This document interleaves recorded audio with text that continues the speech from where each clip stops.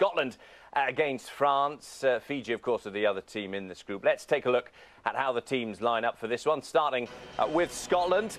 And NRL Grand Final hat-trick hero Michael Robertson makes his debut for Scotland from full-back. Dean Colton and John Steele are the wings, while Gavin Cowan joins Kevin Henderson in the centre. Henderson, one of three brothers included in Steve McCormack's 17. Johnny Duff and influential skipper Danny Brough are the half-backs. In the forwards, two of the outstanding performers in this season's NRL are in the front row. Canberra Raiders Scott Logan and New Zealand Warriors Ian Henderson. Paul Jackson, Ian Morrison, Duncan McGivelry and Lee Patterson make up the pack, while the bench consists of Andrew Henderson, Oliver Wilkes, Chris Armitt and Mick Nannin. Well, John Mooney names 12 Super League players in his 17. Inevitably, 9 of them come from the Catalan Dragons. Jared Taylor, Justin Murphy and John Wilson were all born in Australia and qualify for France on residency. Sebastian Ragan and Teddy Sadoway are the other three quarters, while much will rest on the partnership between Maxime Grissek and Thomas Bosk at half-back. Adel Falous, Harlequins Julian Rinaldi and Olivier Lima are the front row. Skipper Jerome Guisset captains the side and leads Eric Anselm and Gregory Muniz make up the pack, while James Wynne, Remy Casti, Jamil Fakir and Christophe Molly are on the bench. Well, the Scotland team has added plenty of colour to this competition even before a game has been played, thanks to their colourful kilts and the skill of their bagpipes. Newcomers to the squad, like Manly's Michael Robertson, might not be quite so familiar with the sound of the pipes as others in the team, but he still knows a good tune when he hears it.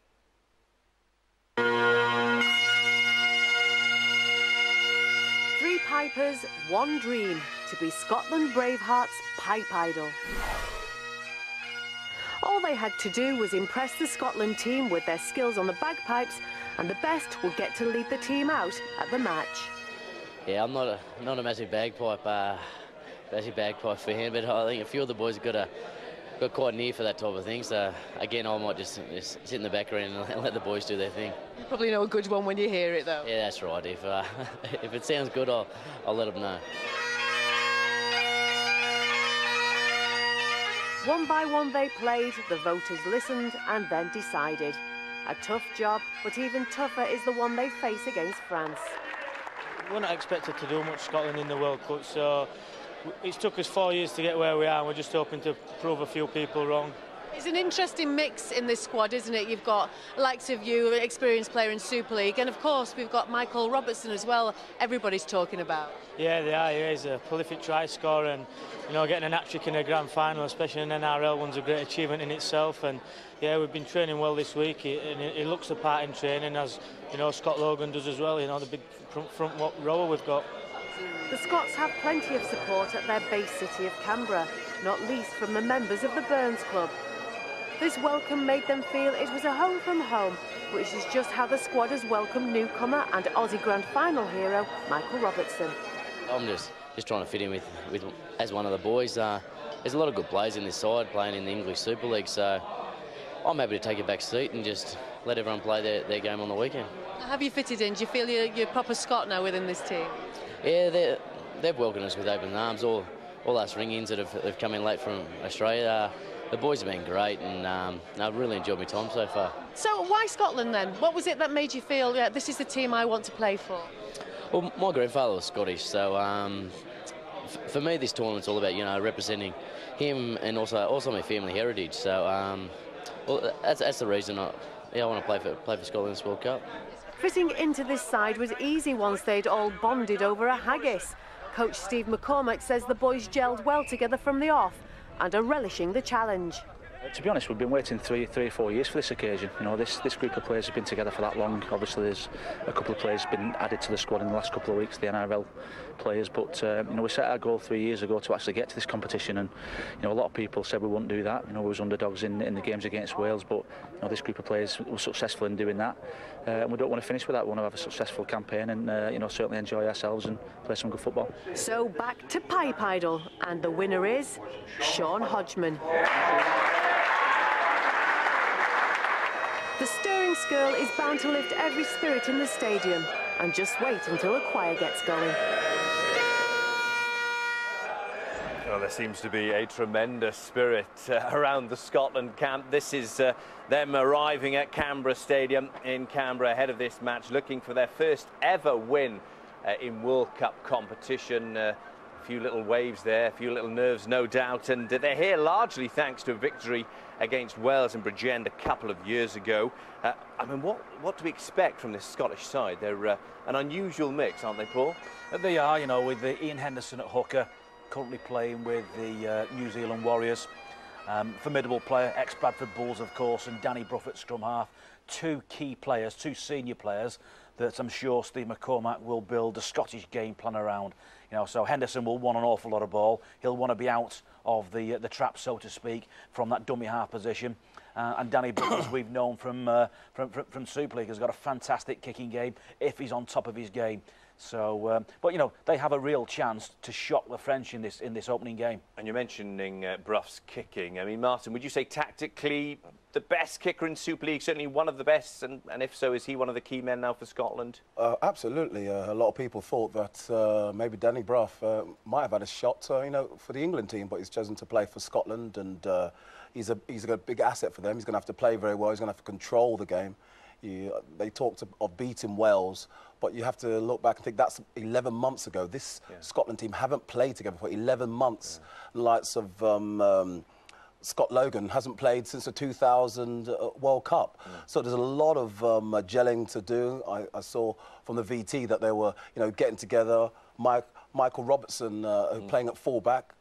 He hasn't obviously been involved with the Scotland team before. So there's a lot to do in a very short period of time for Steve McCormack, and if he can bring it all together today, then they have a chance. But you have to think that the French got favourites when you look at how many Super League players that they have in their side. That's a prime example, isn't there, of trying to marry NRL players with guys who play in the national leagues, the lower national leagues in England. I mean, as a coach, you say he needs to pull it together. How do you go about doing that? It must be a huge challenge. Well, because he's playing Michael Robertson at fullback, you can't have the fullback then linking into play to set up quality go forward because he's simply not had enough time with his charges. And obviously, you know, Robertson was playing wing for Manly and not fullback. So I think he'll split his halfbacks. You know, John Duffy and Danny Brough will play a left and right side split because John Duffy in himself is a scrum half by trade, not a standoff. So he'll want an awful lot of ball. So there'll be a genuine fight between 6 and 7 who's going to control this game. The best way to do that is to split responsibility and have one player command, you know, literally 50% of the field. So you're going to get both of those guys, and both have got a decent kicking game, trying to control it. But that's going to be the key, how Duffy and how Brough adapt to that 6 and 7 role. And France have often choked, really, on the international stage, haven't they? I think it's fair to say. I mean, why do you think, Martin, they've failed to translate relative success on the domestic level to the bigger arena? I think you have to look at the level of the French competition. Now we're in a different era. We have the Catalan Dragons, who have been a successful side in Super League. We're going to have to look back to last year. They were in the Challenge Cup final. This year, they finished 3rd. They were only 160 minutes away from reaching the grand final. And we're looking at 9 of those, that squad are in this current French team. So I think, you know, harking back to the days, I think it was 1954 when the first Rugby World Cup was held in France. They got to the final. But as you say, since then, they've flattered to deceive on many occasions. But I think this year, looking on paper, they are far the stronger side.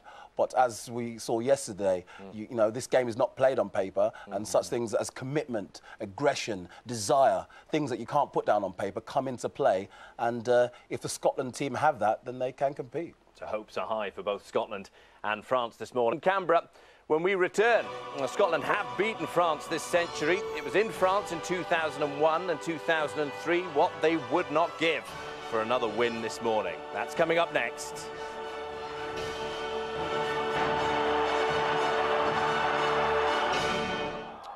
Straight to Canberra now. We'll be with our commentators shortly, but first, here are the national anthems.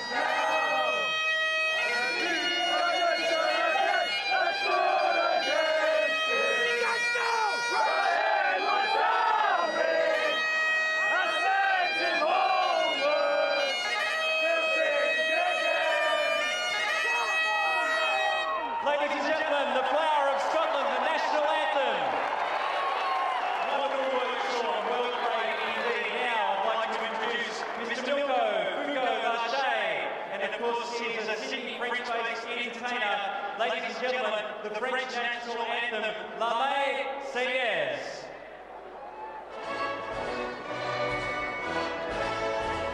Allons enfants de la patrie, le jour de gloire est arrivé. Contre nous de la tyrannie, l'étendard sanglant élevé, l'étendard sanglant élevé.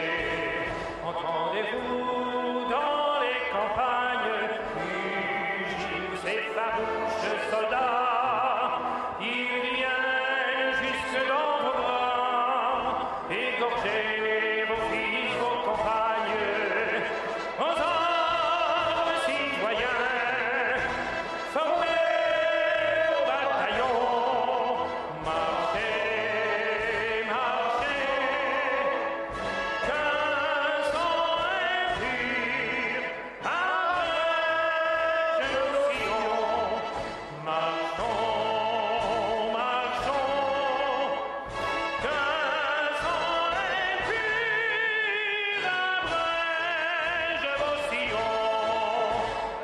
Ladies and gentlemen, La Marseillaise, the French national anthem. So your commentators in Canberra for Scotland against France are Tony Ray and Ben Pro. Scotland and France have gold in their sights as they kick off Pool 2 in Canberra. With a strong Fiji side waiting in the wings, the loser tonight may struggle to reach the semi-final qualifier on the Gold Coast. The French start favourites with a lineup including 12 current Super League stars, among them 9 Catalan players who contributed so much to the Dragons' third-place Super League finish. Among them there, Thomas Bosch, who's had a sensational season in Super League 13. For Scotland, just one win in Australia would surpass their previous World Cup exploits, and a team containing 4 NRL first graders could inspire the Bravehearts to upset the odds. The referee tonight, Leon Williamson of New Zealand, he will be assisted by the video referee Phil Cooley. Just checking, and we are underway in Canberra. Scotland with the first possession of this opening first half. Dean Colton to have the first hit up immediately. Rinaldi in there quickly. Henderson, that is Ian Henderson, one of 3 brothers who played together for the first time today. And a massive hit there on Scott Logan early on. The French are fired up for this. Scotland just want to get the ball away from their own line here. 3 in the tackle though for the French, and Ian Henderson, who's had a phenomenal season with the New Zealand Warriors down under, directing operations for acting half-back there. That's Duncan McGilvray. It's Paul Jackson, who felt the pressure there of Jerome Guisset playing in the second row tonight. Ian Henderson back for Danny Brough, and Brough punches a kick over the French defence. That's a great kick from a difficult position from the Scotland captain. And that's what this game's going to be all about for Scotland. It is all about Danny Brough's kicking game. There's a wonderful set defensively from the French. The Scottish team only made 15 metres, but they've been turned around completely by the great kick from Brough. They would have been thinking about putting pressure on him early in the game. They've tried to do that, but unfortunately for Scotland, this is what you don't want to do when you've got a good kicking game, and the whole of the French team was probably 30 metres back behind that error, and they've come up and given a penalty away. And sometimes you think the referee's getting himself into the game. It looked a little bit harsh in the opening part of a World Cup. It's a tough penalty to give away, but now they've got to do some defence of their own. John Duffy, the guilty party, came in as the 3rd man in that tackle. And that's why the French have possession 5 metres short of the halfway line. It was interesting talking to the Scottish players this morning. They took a lot out of what Papua New Guinea did last night, particularly the first tackle, the gang tackle. They probably could translate that into their own first tackle there. Unfortunately for them, it's been a penalty. Of course, Papua New Guinea, the outsiders last night, they were ahead at half-time, and Scotland will want to do the same here against the favourites, the French. And they go over halfway in the shape there of Guisset. Good tackle from Morrison on Olivier Elima. That's given the French contingent some heart in this crowd. Good work from Ian Morrison early on. Rinaldi with a measured kick. Grubber kick, it bounces easily though for Michael Robertson. And Michael Robertson has real speed, the Manly flyer. 3 tries in the grand final, but he's given possession away. And France have a great opportunity now to attack the French line. That was Maxime Gressek. 3 in the tackle there for Scotland. Have to Really be vigilant in defence. Teddy Sadoui with the run. This is Adel Falous. The Widnes Vikings, of course, Falous. This is Rinaldi of the Harlequins. Muniz, short ball. Important tackle there from Danny Brough. Third for France. 5 metres short of that Scotland line. Paul Jackson with an important tackle on the captain, Jerome Guisset, and Rinaldi loses the ball. Referee Leon Williamson signals the knock-on, and a promising move for France comes to nothing. Yeah, very promising situation for the French. And it was an important knockdown. He took his time there, Rinaldi. And the effort and the energy there from Jackson's got out and forced that area. It's an important one. Just to the naked eye, live at the game, the Scottish just looked a little bit overcooked in that set. They've come out defensively and chased hard, given that penalty away. And when they were defending their line there, they looked very laboured. It's important not to get too emotional. They're very emotional during the anthem. Sometimes from the highs comes the lows, and this is a handy penalty. Very handy penalty. They should take their time here, Danny Brough. Get his team downfield. Huge discrepancy between the World Cup record of these two nations. France, runners-up in 1954 and 1968. Scotland, after competing in the 95 Emerging Nations World Cup, they began playing in the 2000 competition. Internationals started in 1996, and in fact they will play there. This is their 20th international, Scotland, as Steve McCormack watches on there, the Scotland coach. His team 5 metres short of halfway, and Scott Logan gets them over that halfway line. A local boy, Scott Logan. The English Super League has seen him in the past with Wigan and Hull. He plies his trade for Canberra Raiders these days. Here at the Canberra Stadium. Ian Henderson with a good run for the Scots. Now it's Paul Jackson. Taken down by 2. Jerome Guisset and Eric Anselm with the tackle.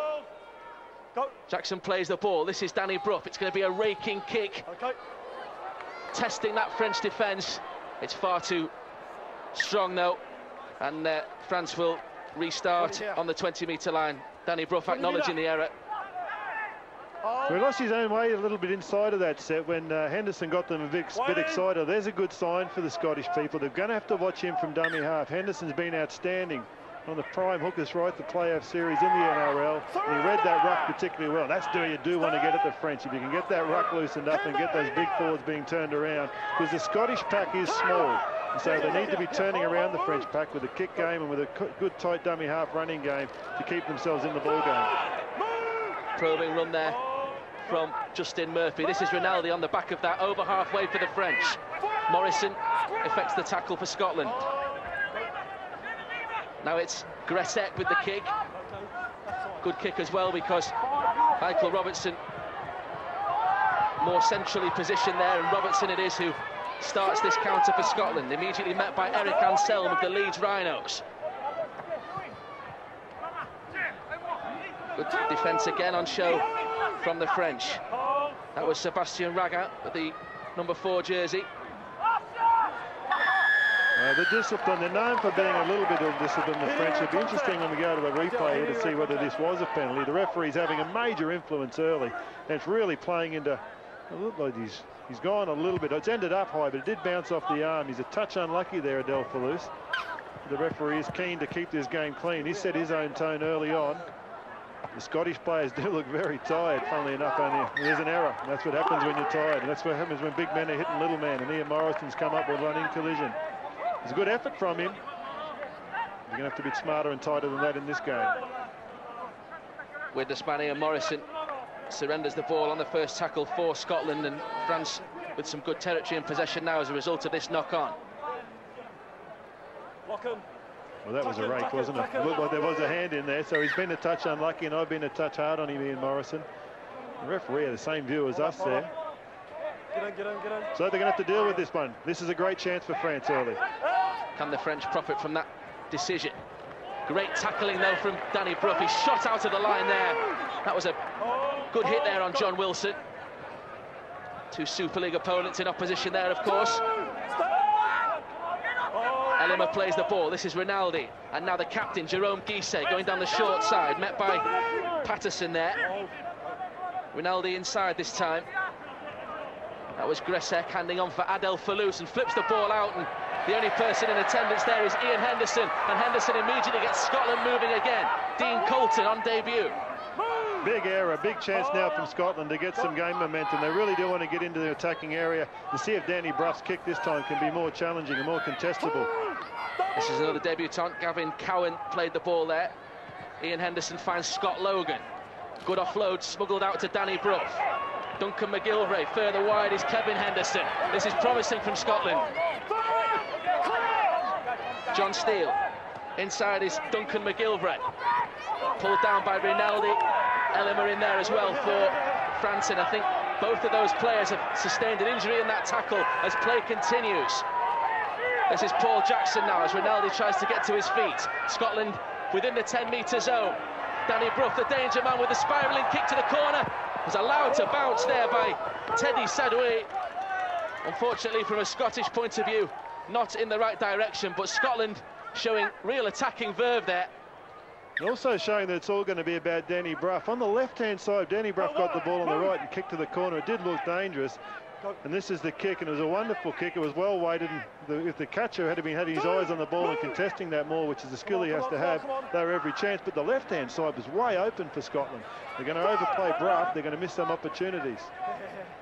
A scare for France, but after just 2 tackles, they're over halfway already.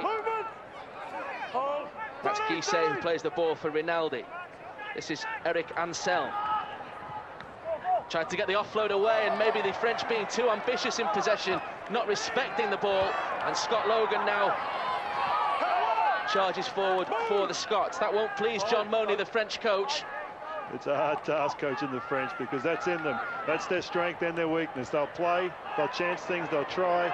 But you just wonder whether early in the game that's the way to go. In fact, you know it's not. You're better off getting the opposition weak, working them downfield. We see another penalty. Looks like Oliver Lima. He thought there was only one in the tackle. We'll go to the highlights and see whether that was right. But nevertheless, it was a penalty in the game, shifting now towards Scotland. It wasn't square. That's a penalty for not being square. Absolutely correct penalty. That's ill discipline. That's not unlucky. That's get square, then get out and put pressure on the dummy half. As we see a blood bin call there for the captain, Guisset. Ellimer just coming to terms with that decision. Looked for a moment, even from a long way out, as if Danny Brough was shaping up to go for the 2 points, but he's driven a kick just into touch over on that far side. Well, that is a fantastic kick from Danny Brough. The margins, not a lot there. Could have given possession to France, but this is a great platform now for Steve McCormack's men. It's been touched out there, Ben, by Murphy, who jumped in the air. He's hooked that one. He didn't hit it clean. He's got away with one here. He didn't mean to put it down there. Murphy just gets a fingertip on that. You can see the touch judge giving the adjudication to the referee. So it's a scrum feed and a great chance here for Scotland. This is John Duffy with the possession, and on the very first tackle, Michael Robertson spills the ball. That was a hugely promising opportunity for the Bravehearts. Maybe he was just looking at that defensive line coming out to him. Well, it's been a while since they played, hasn't it? That's just a timing error. His mind, there was as much a mental thing as a physical thing. He was thinking about the play in front of him, excited. Key playmaker for them, Robinson. His contribution's obviously important. He's been talking about a lot inside the camp. He's been a key to what they're going to do today. Emulated St George's Eddie Lumsden and Brisbane's Steve Renouf with that grand final hat-trick, Michael Robertson. This is the French fullback, Jared Taylor. Rinaldi for Fallouz. Big collision there with Ian Henderson. Well, he's starting to have too big an impact on this game, this referee. I think we're 11 minutes in and the penalty count's just getting outrageous. You just would like to see it get a little bit more opened up. It was 4 offside. He was great collision there from Henderson, the little man. Kept himself tight on the ball, even though there was a big man coming at him. So now it's France's chance to go. France found themselves in that Scotland half in the shape of Greg Muniz. Rinaldi. This is Thomas Bosch, and the ball dumped back, and again France, their own worst enemies, trying to force the pass. It is a French trait in their style, and there could be more problems. Injury and back play. As we go to a break for this injury, look, the basic principle is you've got to build pressure, you've got to earn pressure. And this is just not the way to do it. That is forcing. That's trying to put the opposition under pressure without control. The best way to do it at this point in the game is just to take that ball forward, take the hit, make the next bloke, make them do the whole set of 6 tackles, probably put one in behind, put pressure on them. They're just keeping Scotland in the game. John Monie will be... he's got an easy half-time talk at the moment. It's about control. It's about putting pressure on the opposition. The former Wigan coach there, full of concern for Eric Anselm, who has stayed on the ground here. One or two concerned back at the Rhinos, of course, as well. This looks like a serious injury for Eric Anselm.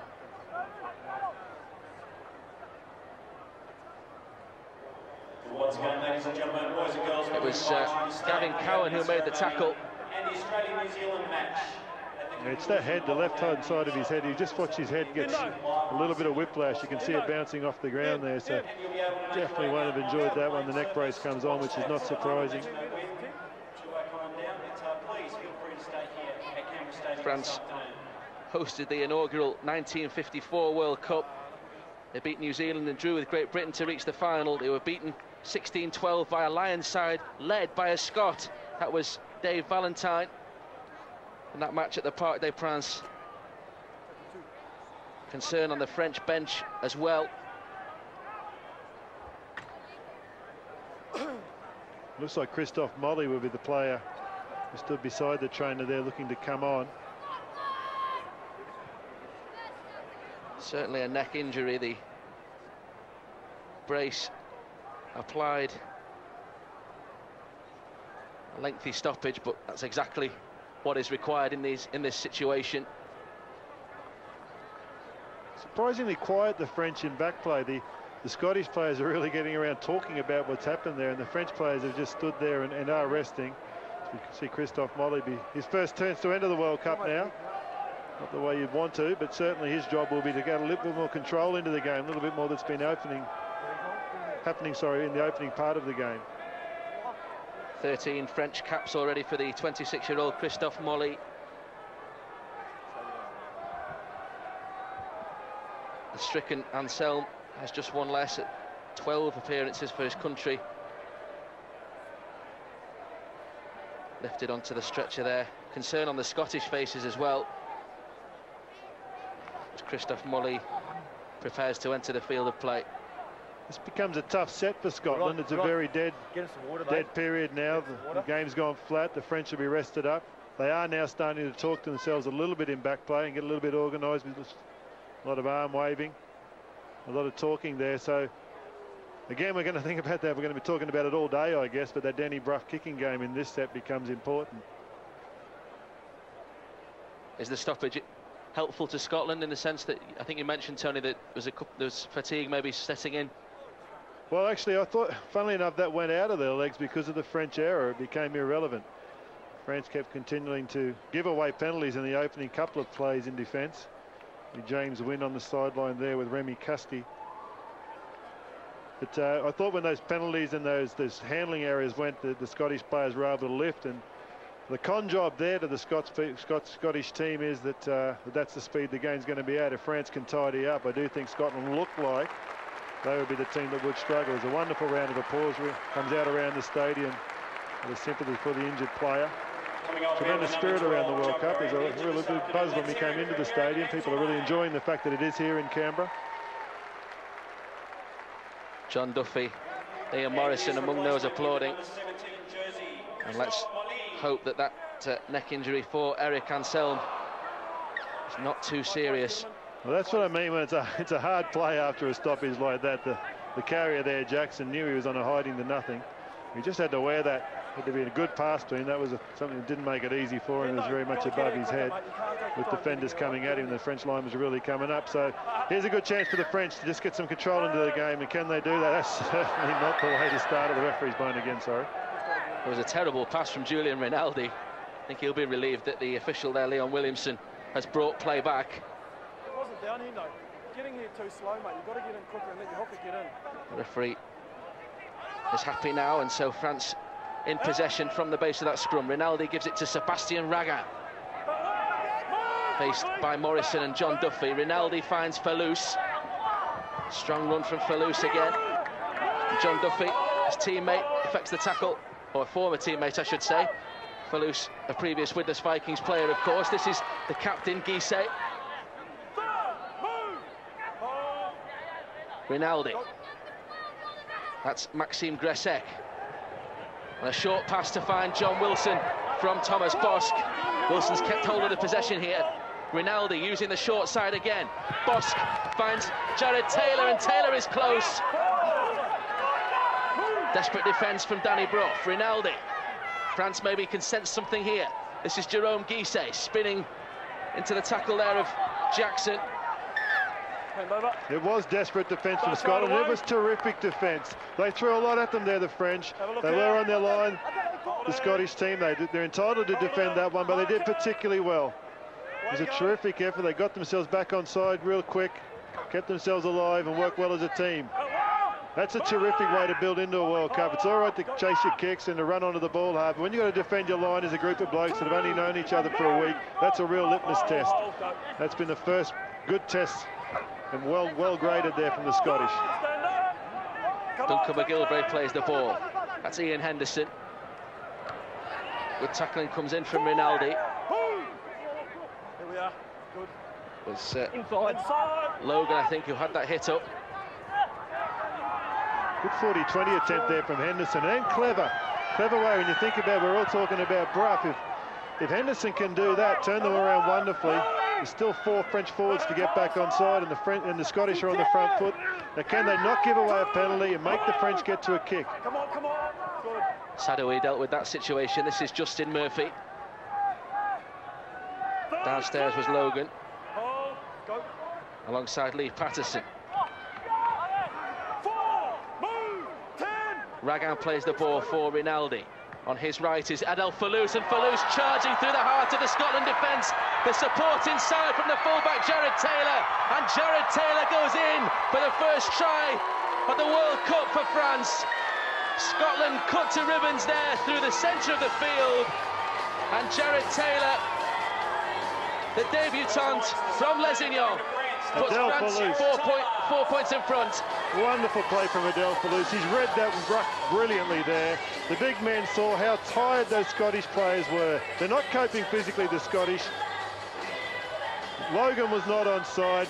Fallouse just ran in behind the space where he was, tailed him down the middle. Taylor had the best view from fullback, knew exactly what Fallouse was thinking. Trailed it down the middle, and a wonderful start, a well-worked start. It probably comes back to the tackle after the injury. It was a wonderful tackle, forced an error, put the pressure on Scotland.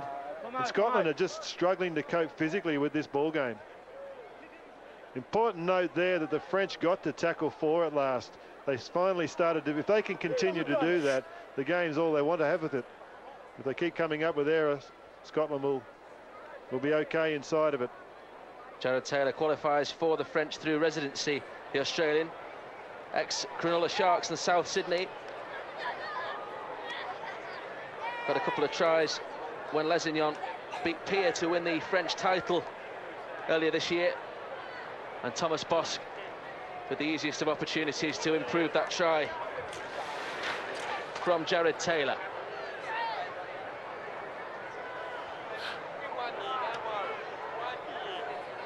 Bosk steps up then, surely a formality, and France, after 16 minutes in Canberra, take a 6-0 lead.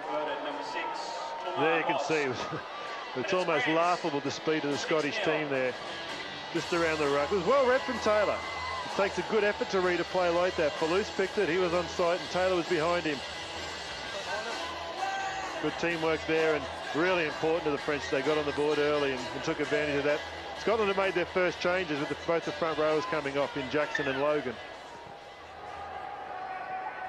France get possession from the restart then, and Fallouse charges in. That's a great hit on him from Oliver Wilkes, who's just come off the bench. Latest on the condition of Eric Anselm apparently is the lead star has mild concussion. Obviously an awkward fall, and they're checking his vision as we speak, is the word from Angela on the touchline. No, it's not. Yeah, they're enjoying the ruck now, the French. Forward pass. Referee's called that one. There's another French error. It's another reason that Scotland can stay in the game. Julian Rinaldi's bemused by that, and I must say, to the naked eye from up here, it did look an okay pass. So a line ball, you can see that it was on the line. It was left his hands behind the line and arrived over the line, so you possibly see by what was given, but I thought it was possibly a tough call against the French, but they're going to have to deal with that. Great opportunity now for Scotland then, as Brough finds John Duffy. This is Michael Robertson. Holds on to the ball this time from a similar position where he knocked on in that promising situation earlier. This is Dean Colton cutting inside, faced by Ragan. And it's Christophe Molly in the tackle as well. This is John Duffy. So it's a little dummy. Great angled run there from Oliver Wilkes. 5 metres away, the Scots. Can they reply? Ian Henderson. That's Danny Brough. Good ball. Lee Patterson. They're in the corner, Scotland, and John Steele replies for Steve McNamara's men.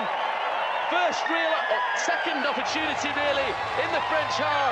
And John Steele comes up with the try for Steve McNamara in Scotland.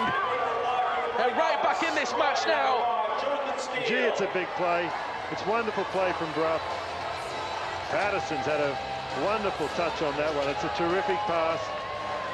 Nice decoy lines. Patterson just showed it on the inside, which is a telling play. There was enough numbers there for the Scotland, which made it difficult for the French to defend. And that is so important, that try. It did look to me as though the French were going to be able to get away with it and get some momentum going inside the game. Of course, the forward pass error was ruled and the Scotland were on the attack, and it's important to take those opportunities. Last time they had a scrum down there, we saw the fullback Robertson drop and let these guys off pressure. This time he's caught the ball and they've been able to construct some attack for the first time. John Steele, a former Borders Rugby Union international, also played Union at Northampton Saints. He's left a tough kick here for Danny Brough. The captain has that angle. It's looking good. It's a fantastic kick from Danny Brough. Well, the Bravehearts illustrating their nickname here in Canberra. Great try from John Steele.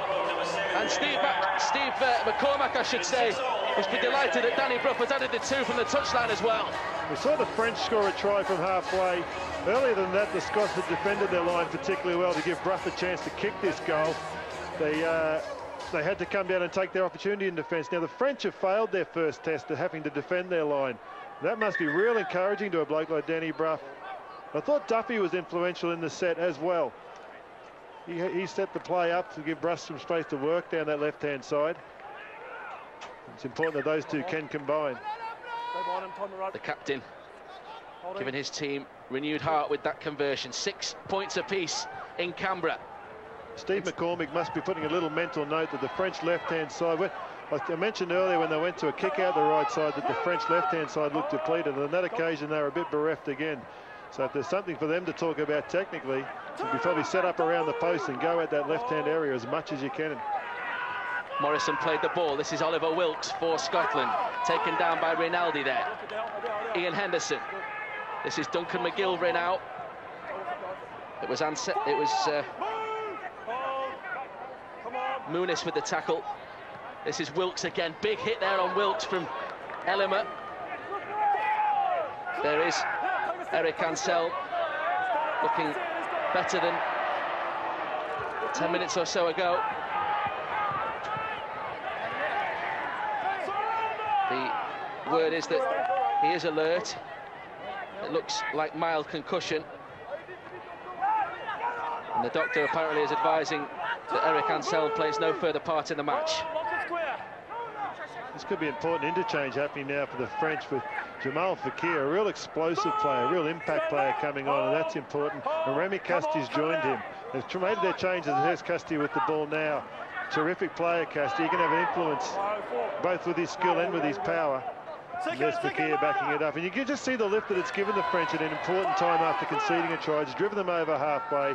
Come on, quickly, and Thomas Boss should be able to... Ooh, he's gone high. Real tester. It's a massive kick from Thomas Bosk, and it's picked up by Ragan. Ragan over the top for Maxime Gresek. And Gresek a metre short. The penalty goes Scotland's way. He was offside. Maxime Gresek didn't keep the 10. That's what Leon Williamson is confirming. At the end of the day, the penalty saved the try. That's the outcome of the result. But keep in the back of your mind that Scottish tackle off the back of this. He's got the ruling from the touch judge.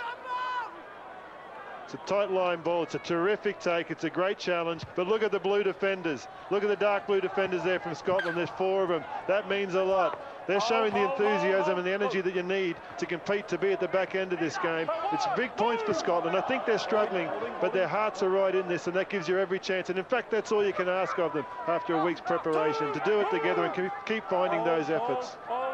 There are some brave hearts already out there for Steve McNamara's men.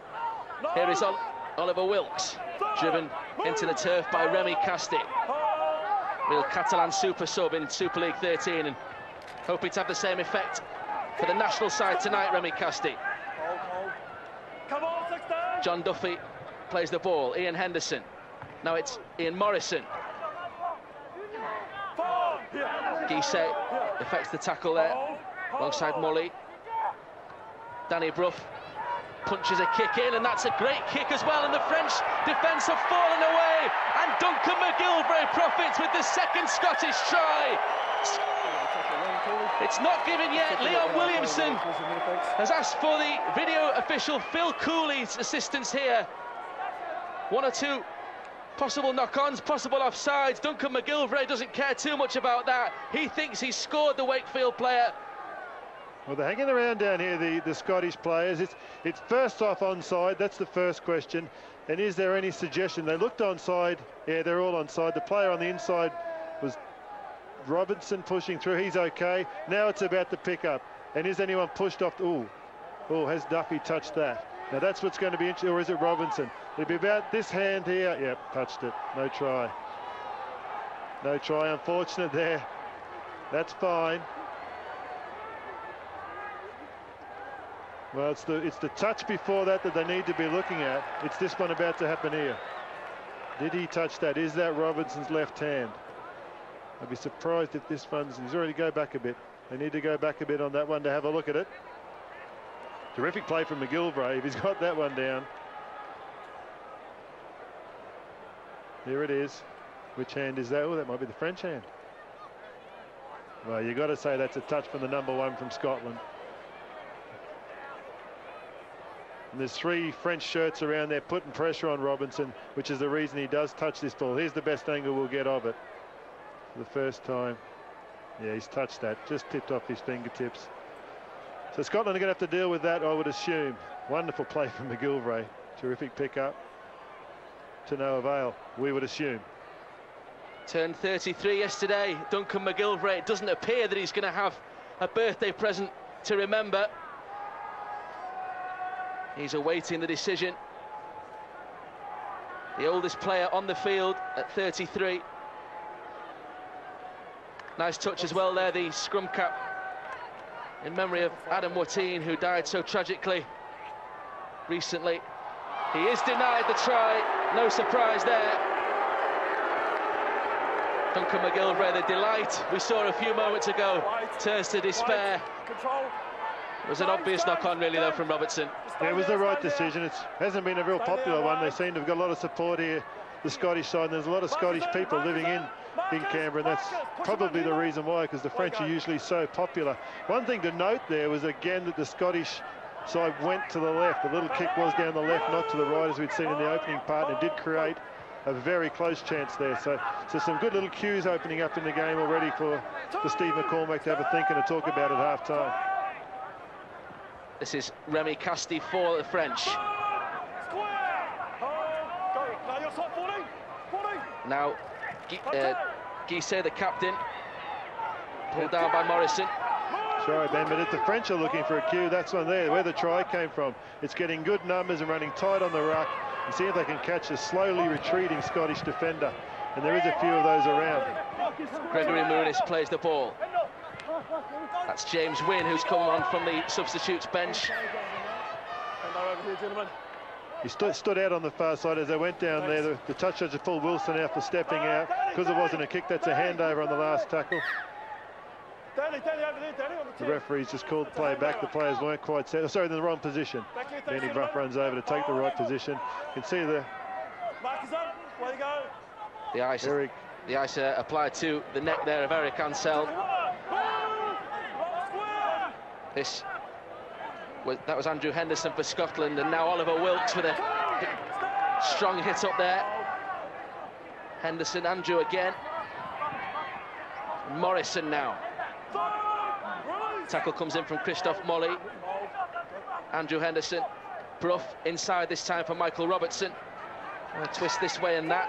The Scots are really working over the middle. You could throw a blanket over them. They're just working at the ruck, which isn't a bad ploy. You can see Duffy's gone back at the ruck because it's getting late in the half and they're just chesting. Oh, it's opened up some space out wide. Good angle run from John Duffy. This is Kevin Henderson in a promising situation down that Scots left-hand side. What can they produce here, Steve McCormack's side? It's going to be a crossfield kick here from Danny Brough. There's 3 over there chasing it, but that's great work in defence there from Teddy Sadoui. Had to be as well. There were 3 charging down on him, and the French winger from Carcassonne diffuses the situation. He's handled that well, and a big part of the reason he's out there, Teddy Sadoui, is to handle those occasions. John Money said pre-game he's been looking for 3 years for some big outside backs. They don't get much bigger than Teddy Sadoui. Wilson's a big man. They're all big. They're big outside players. Sebastian Ragoon, of course, has dominated the Super League at times, playing from centre and played a lot of centre this season, so they've got the size thereafter, and now they've got an opportunity thereafter. They'll be able to get some field position, which has been lacking for the last few minutes for them. Ian Morrison penalised here. Morrison's played that as if it was a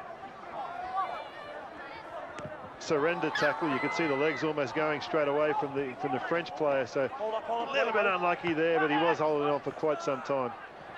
7th penalty of the match. Great ball there from Muniz. That's Thomas Bosc. This is John Wilson. French looking ominous again for a moment. James Wynne. Wynne examining that Scottish defence again. There's Chris Armitt in there alongside Henderson, and could they be over here? France, Christophe Molly, I think it was. Christophe Molly.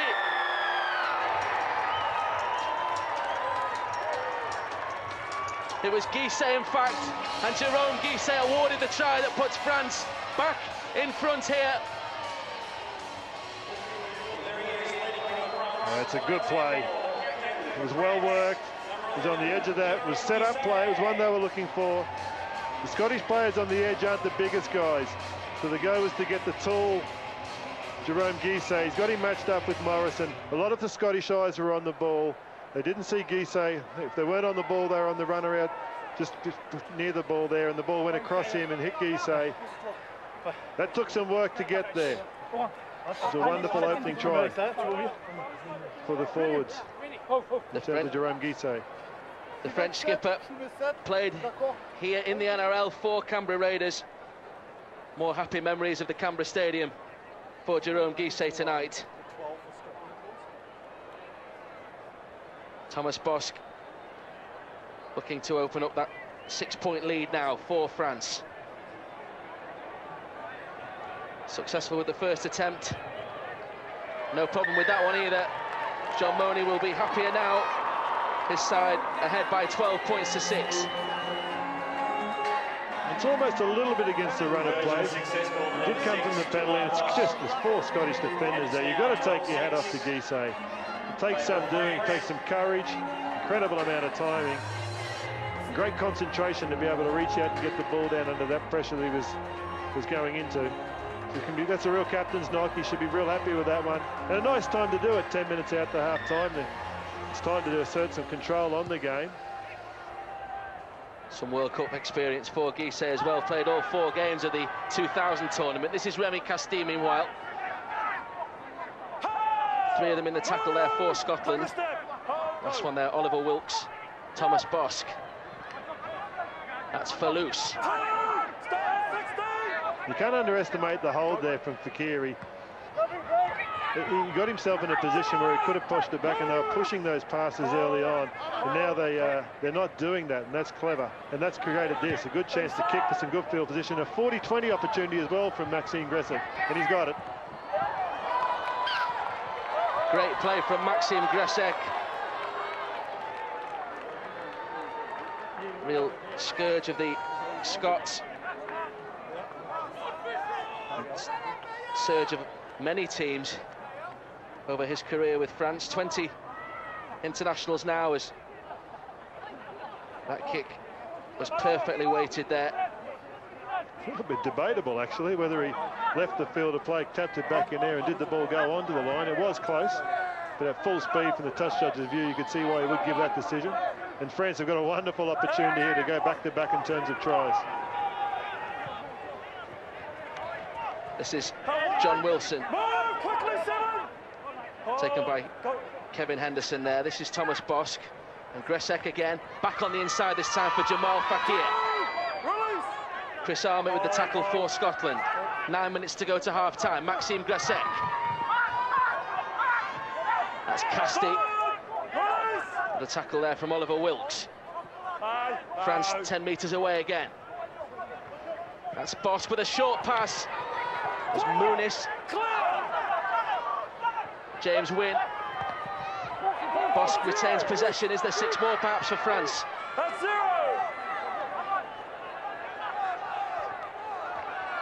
That's Fakir again. It's Sebastian Ragan.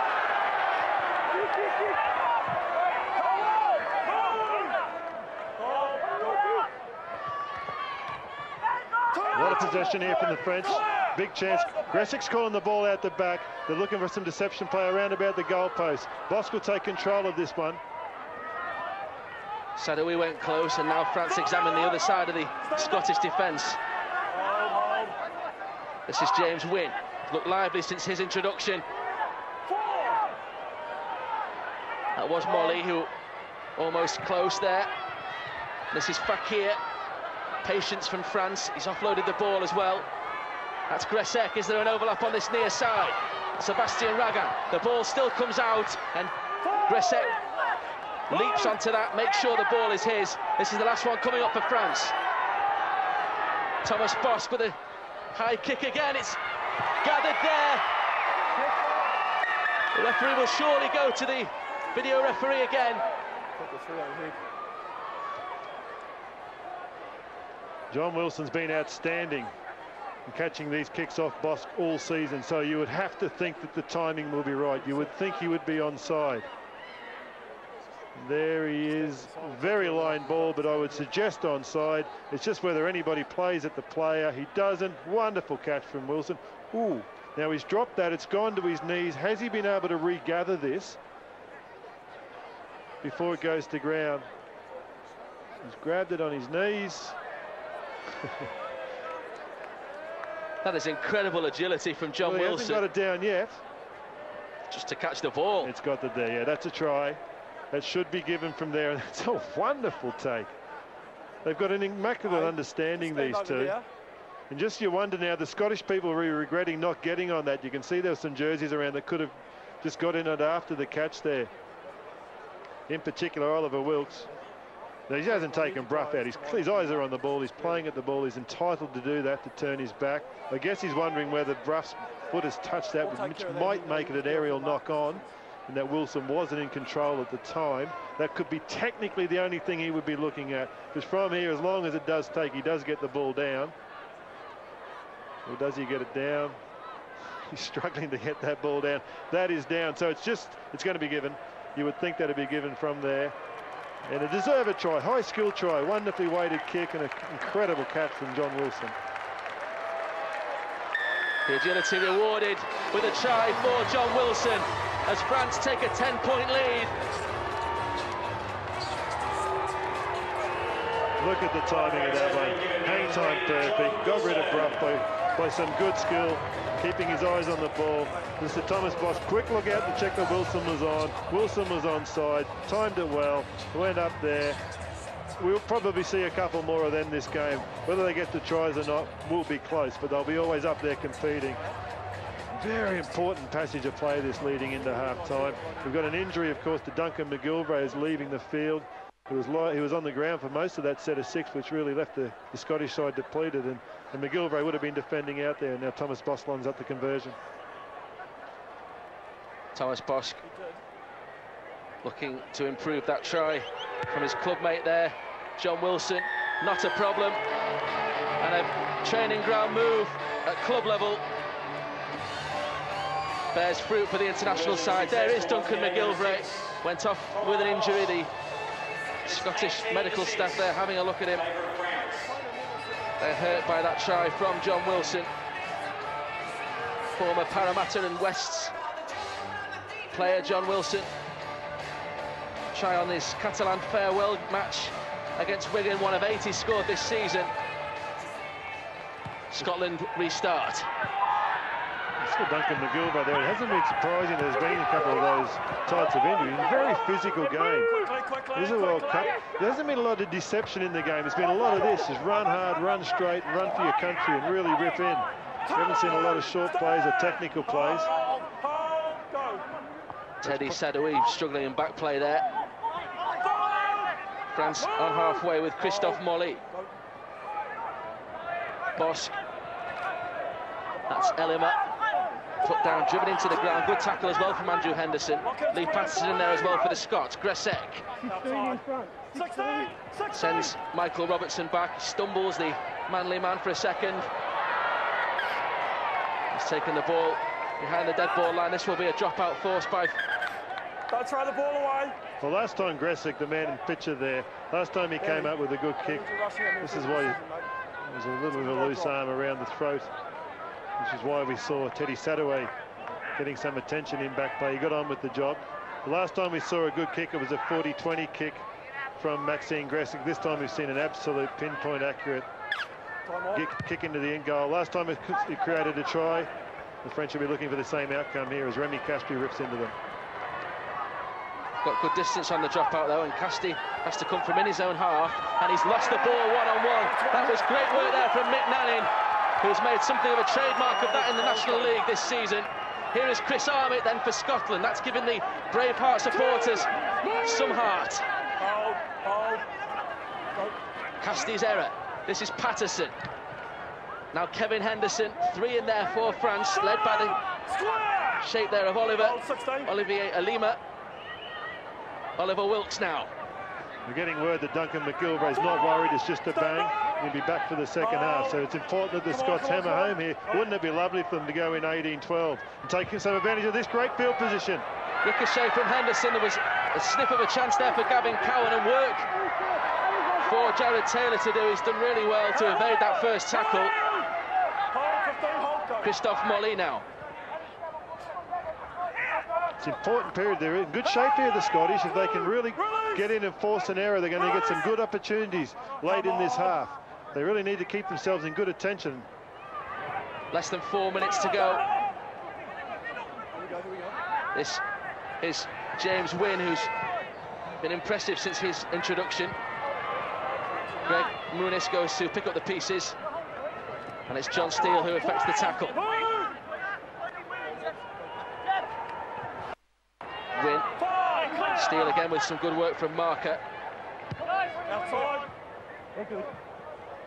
Kick, a great kick as well. Chilton to touch on that far side, and Thomas Bosk knows there isn't much time left in this first half. The perfect play. Didn't that tell you a lot about what both teams were thinking there? Bosk jumped out with a lot of time, so there wasn't much pressure on him. He could have come up with any kick. He opted for the banana kick into the corner, and Michael Robertson again at fullback had a lot of time. Bosk was looking for touch. Robertson was letting him have it. He said, we'll take the ball from a scrum, we'll let the clock take up a bit of time. We'll give our forwards a rest. Let's see what we can come up with in this set. So both sides are really feeling the pinch. And it's forgivable. You know, they've had a couple of weeks off, most of these players, bordering on a month off from football.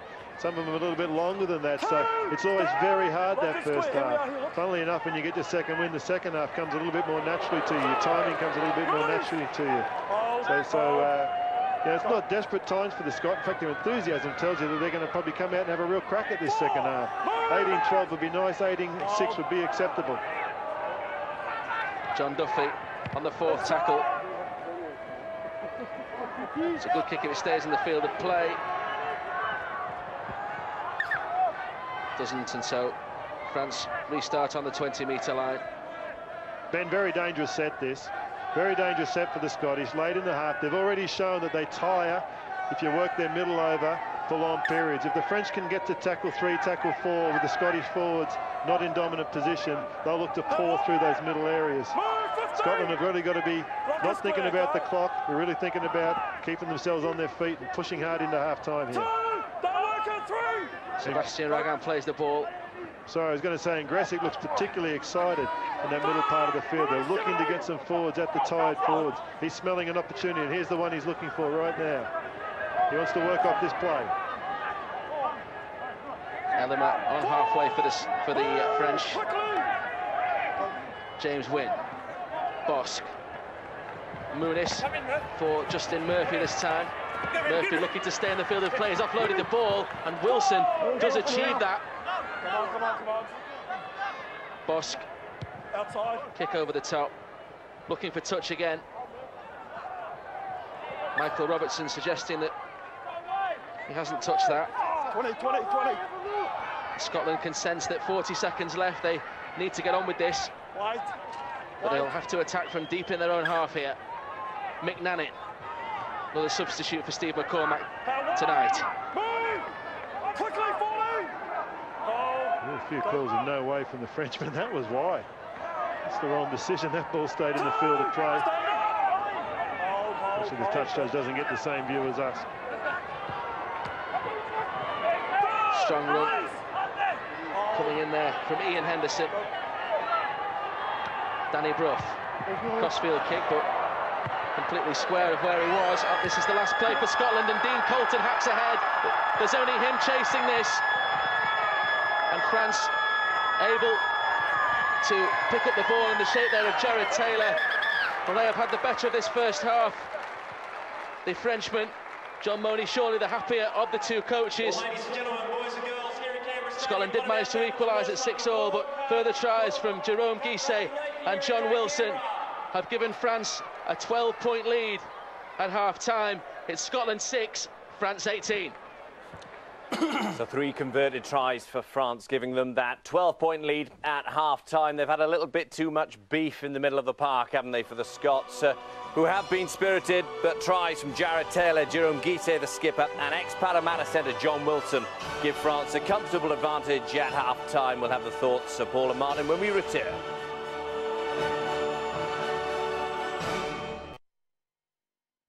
Against Ireland from 7:15 on Sky Sports 1.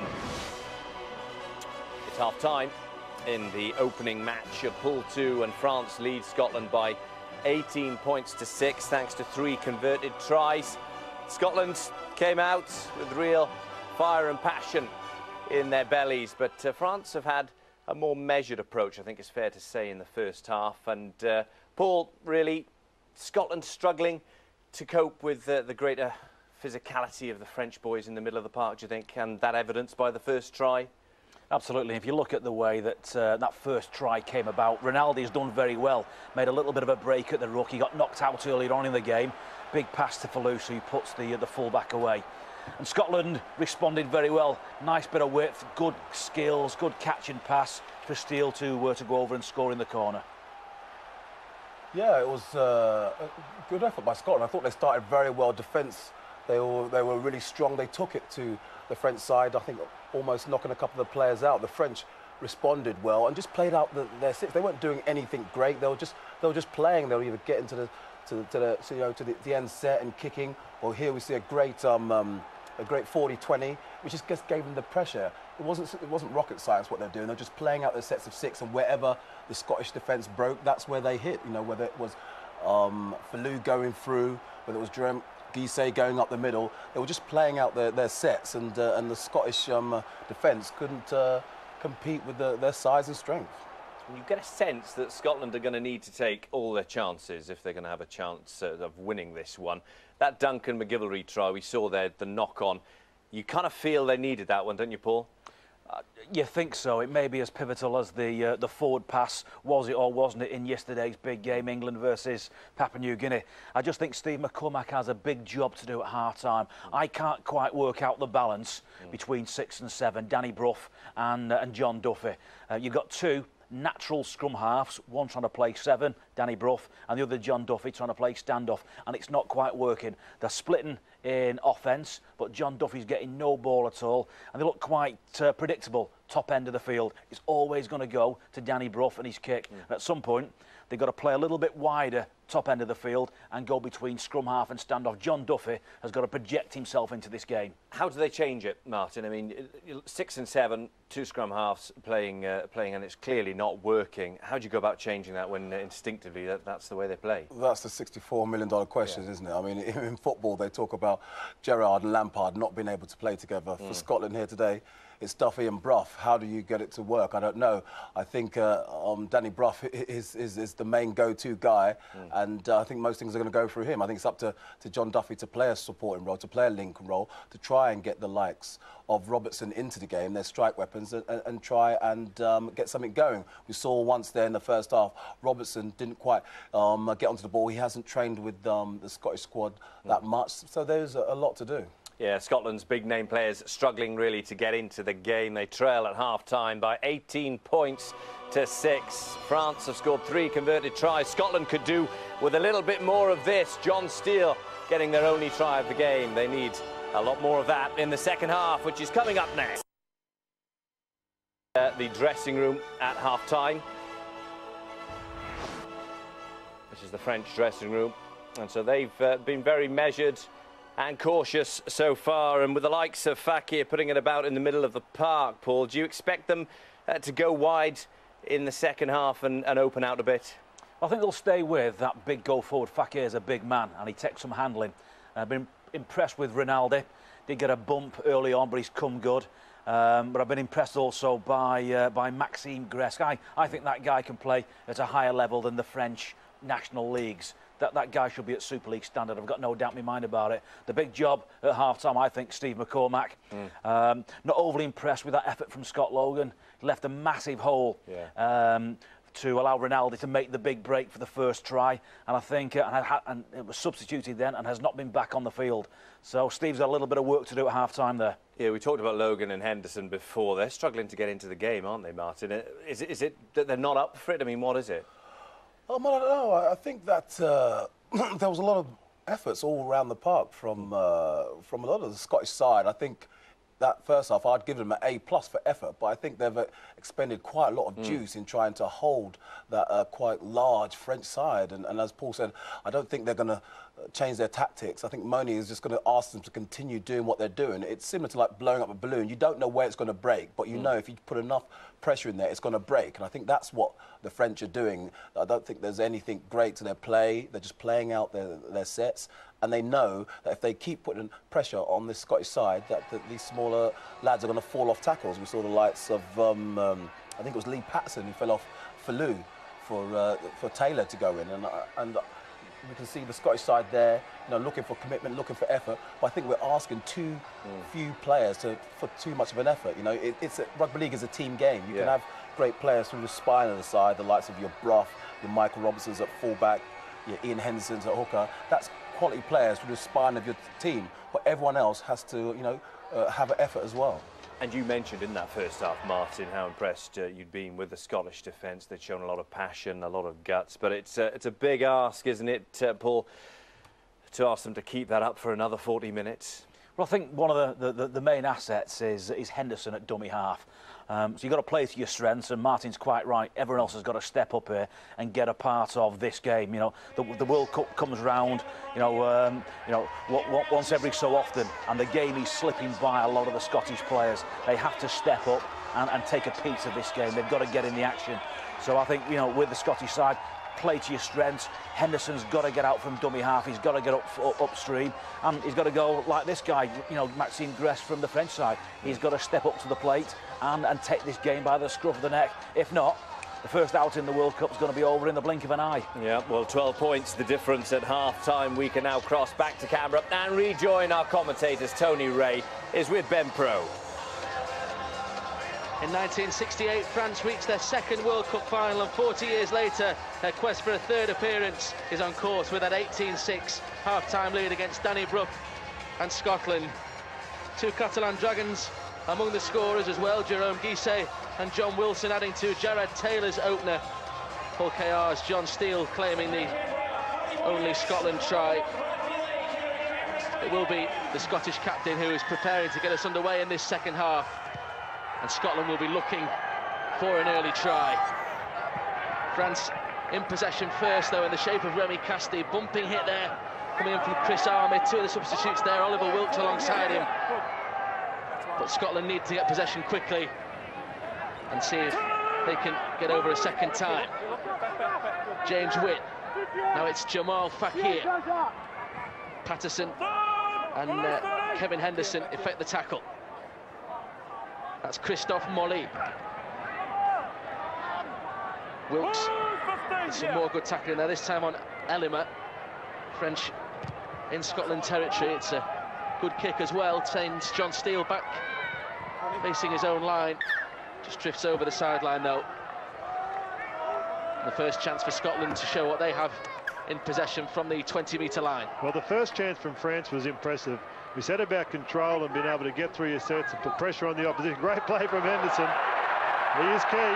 He's having a dominant game and he's earned a penalty there. Definite high tackle from Remy Castille. Get out of there. Don't even bother going. Superb run there from Ian Henderson, the New Zealand warrior. Your hand out of the head here and keep it down. Problems caused for Remy Castille, who gets a telling off. One or two words exchanged with Liam Williamson, the referee. It was a wonderful run. Who brushed aside Oliver Elima, the big front row, and it's definitely around the throat. Close to a sin binning that one for Castille. It was so blatant. But that's just that's the thing about the French. It was a wonderful set and attack. They drove themselves down lovely, got a good kick away, then they give away a penalty. And look at this from Scotland. This is exactly what they wanted. Chris Army drives into the France defence. Brough offloads the ball. Danny Bruff's got to find a run. His passing game is too dominant. He can run the ball well and create some doubt in the defenders, like Henderson's been doing. Duffy's found a run here himself, but Danny Bruff's got to do that because all the forwards are switching off him and just going off to his support runners. Michael Robertson close a few moments ago. Danny Brough with an interesting kick there, but that was watched all the way by Teddy Sadoui, who tidies up well for France. In the side today is Dimitri Pello, has an injury. His hamstring is the problem. The word is it's a bit sore, but he should be okay for the Fiji match. Teddy Sadoui being impressive as his replacement. France 40 metres away from that Scotland line. You notice, look at the Scottish defenders getting back on side. You can see 2 and 3 defenders there coming back. Now they've got a penalty of France. Sorry, Scotland has let him off the hook. Scotland is struggling physically at this level. Let's have a look at the penalty. He's called that an obstruction. You can see why he's given it a tough call against Maxime Gressick. 43 minutes into the second half. Let's see what the coaches said at half-time and join Angela Powers on the touchline. Steve McCormack says he reckons this side is still very much in the game. They've had 2 major attacks and 2 tries, so they really need to just take more possession. They want to exploit really the wings, which is the opposite to what John Mooney wants. He wants more work down the middle where they can take advantage against Scotland rather than using the wings out wide. He says really the main message to the French team is just don't hold back. From an injury perspective, McGillivray, Malcolm Cushion, no problems there, he'll play, and Anselm is definitely not coming back. That's the latest news. Thanks very much, Angela. Scotland in a great position here. Kevin Henderson finds Ian Henderson this time, and Danny Brough, space to work, finds John Duffy on an angled run. The momentum maybe gone out of this Scotland attack a little bit. This is the captain again, though, trying to inject some pace into proceedings. The kick, though, is too long, and a promising position for the Scots comes to nothing again. Well, that's the last tackle, but they're overplaying that kick game. They've worked on it all week. When they get down those attacking positions, we just heard there's a knock on. Now here's the one. We've heard a knock on here. The French have put themselves in a difficult position. Great work there from Gavin Cowan has given Scotland a real platform. He's just looking to find the ground there. So he's allowed to play with him on the ground because Raghan wasn't trying to pull out of that tackle. He was looking to find the ground and find a quick play of the ball. Patterson was able to get on him and disrupt the ball. It was a fair decision. I thought that was a fair decision. I'll go back to it again. Danny Brough, you've got to run. You've got to take them on here and get them challenging and thinking about you, because they're plucking off your runners and they're grabbing your kicks way too easily. This is Dean Colton. It's John Wilson with the tackle. Yeah, take a step. Brough. 16 outside. Kevin Henderson this time. Okay, 2, move here, 16. Here. That's better. It's Andrew Henderson and Brough again. The two sides for Scotland here. John Duffy. Remy Casti with the tackle on him. Brough again. Delays the pass. It's a great delayed pass as well. And Oliver Wilkes goes in for Scotland. They needed a try first in this second half. They've scored first in this second half. And Oliver Wilkes, 5 Scottish caps, has done exactly what Steve McNamara and McCormack, I should say, would have demanded in this second half. They've got over for a second try, Scotland, and that is vital to the outcome of this game. It's a wonderful try. Good play from Brough. He fakes the run. You can see the defenders were attracted on the inside. And Oliver Wilkes is in good space. Very similar to the French try and massively important. That's exactly what Scotland needed. They worked off the error from Ragun. They earned the error. It was a great play from Patterson to contest the surrender tackle. And we really do have game on. Danny Brough can get this one over. Emotionally, Scotland will be really enjoying this part of this ball game. That's as good as scoring just before half-time. Danny Brough to bring the Scots to within 1 converted try. No problem with the kick. You know, regardless of the result, they've been outstanding here, Scotland. And what we've been looking for, look at the big number 8, looked like it was going to be a tight ball on Logan. He went across the face of him and hit Wilkes out wide. Now think about that play, there's a bit of deception. Brough goes to the line, pumps as if he's going to run himself. He's got Logan on his shoulder. Because they're little players, they've got to look to some deception. That's the answer you're looking for. Create some difficult decisions for the French defenders. Early in the all first half, as I said late towards the end there, they're just running hard and trying to run over the top of them. Scotland can do that with all the bravery they like. They won't win the ball game. If they get some deception in and get some players moving, just simple little plays like that with some good support runners, they will really tear this French side apart because of their agility in these hot conditions. That has given the Scots real heart. There's a good drive there from Logan. This is Lee Patterson now, and Patterson almost spinning out of a tackle there. Danny Brough. This is Ian Henderson now. Outstanding debut campaign with the Warriors. 7 tries in 26 games for the Warriors hooker. Mick Nannin. John Duffy picks up the pieces. Back here, Scotland ominous again here. And they get 2 in a couple of minutes. Important tackle comes in there from Olivier Elima. That was Andrew Henderson. The kick from Danny Brough. It's bounced back towards the onrushing forwards, but Sebastian Ragan is there. But Sebastian Ragan is trapped. But they've got a penalty for offside.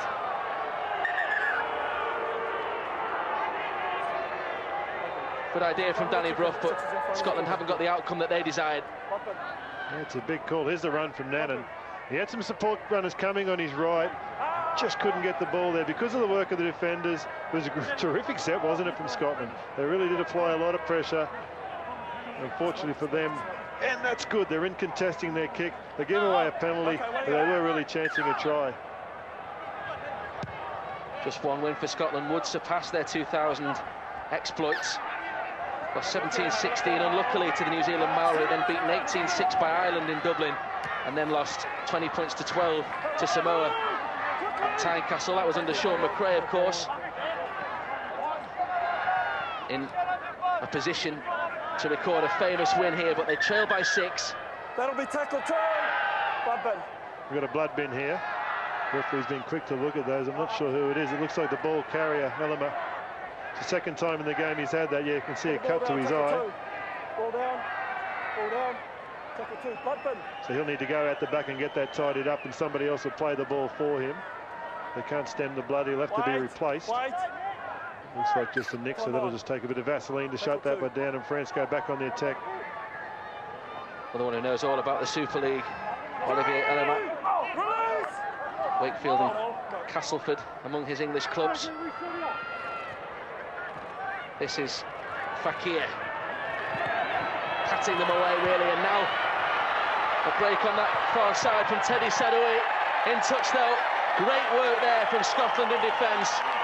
high five from McNannon and Michael Robertson. It was a good effort from McNannon. Sadoui backed him for pace.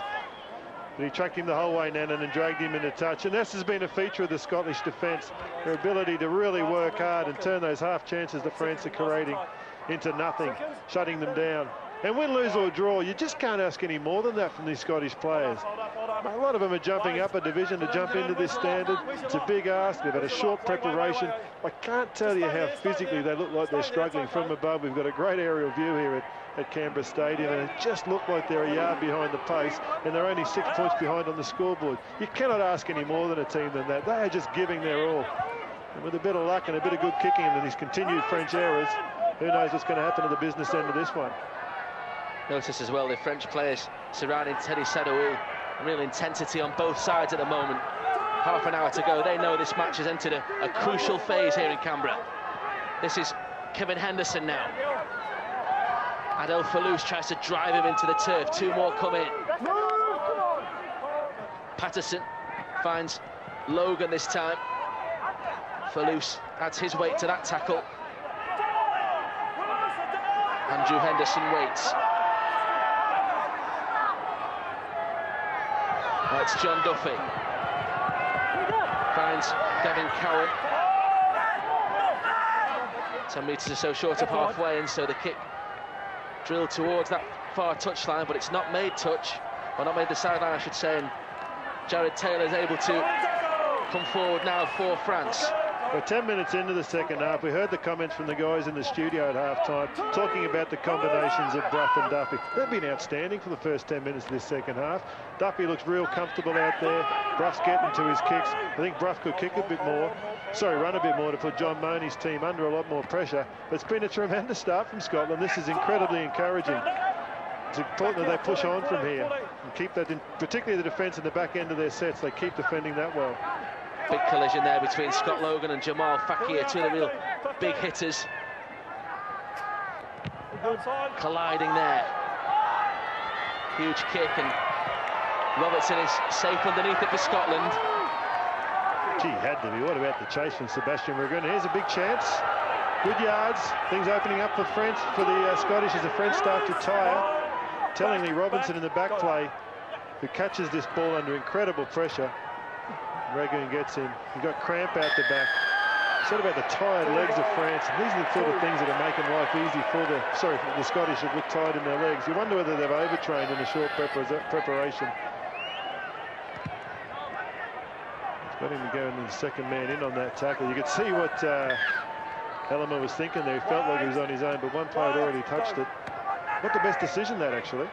That was very harsh on Ellimer, who seems to have felt the wrath of the referee Leon Williamson a little bit in this game. That's a disappointing contribution there from Andrew Henderson from a Scotland point of view. Steve McCormack will not be happy with that. In another good position there for the Bravehearts. Interference there from Ellimer. Just trying to get to the decision. I've seen a few of those in this game. The person coming out from dummy halves is assuming too much that marker won't play at him. And just by holding the ball out, the marker will back off. They've got to keep their eye on that marker to check that he's not going to play quickly at him, which has happened on a couple of occasions and forced the error. It's a little bit irresponsible.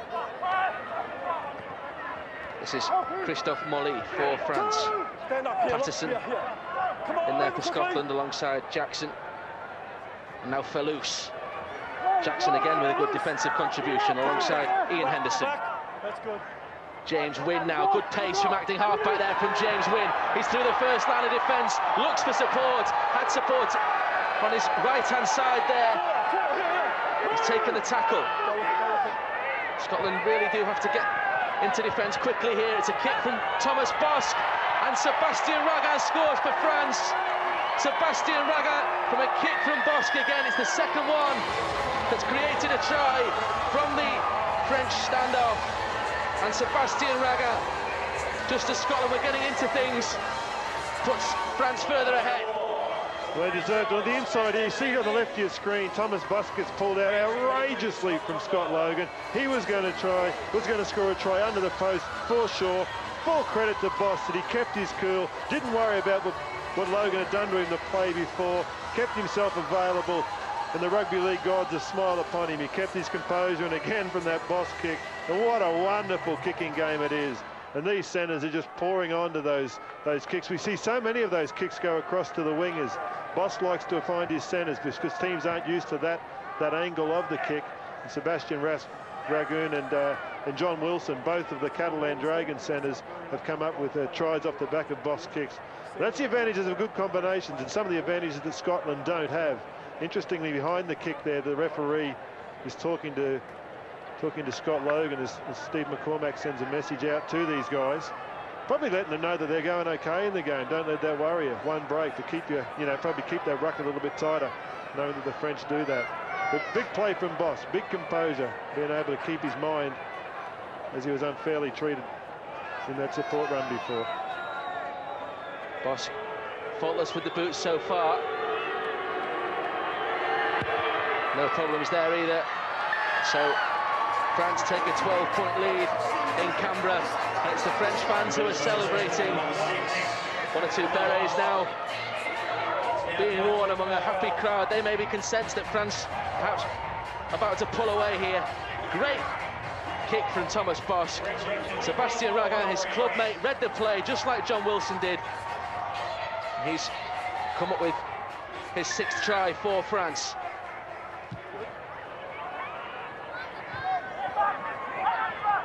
Of course, we'll have possession again. With Scotland chase, led there by McNannon. On Olivier Ellimer. This is Fallouse now. Henderson and Jackson get to him. This is Fakir. The big guns coming up Scotland here for France. James Wynne. Inside 40. 40-20. It's going to be a 40-20 this. Michael Robertson possibly not tight enough to the ball. It span coolly away from him, and that's treated like a try among the French players. That was a fantastic play at a crucial time. That's a wonderful kick. Not a real lot of angle to work with, but the perfect angle to work with.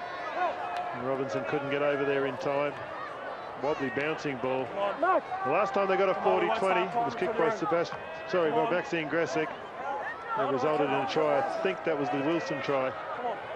So there'll be a lot of concern for the Scottish team right now, and it is vitally important that they deal with this set of 6. Mate, you're not even binding that arm. Intervening in the scrum. In there. 4 minutes away from the hour mark. France sent something here.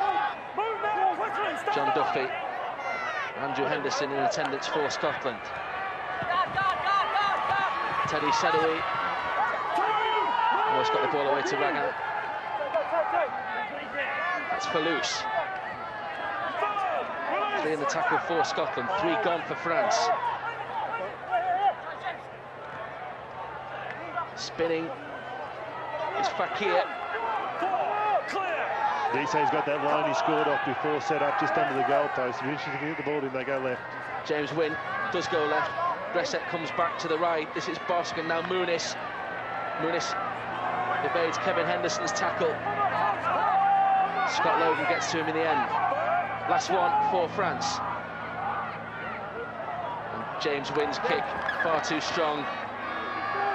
Scotland do survive. Wynne acknowledges the error. France will be happy. Scotland will restart play on their 20-metre line.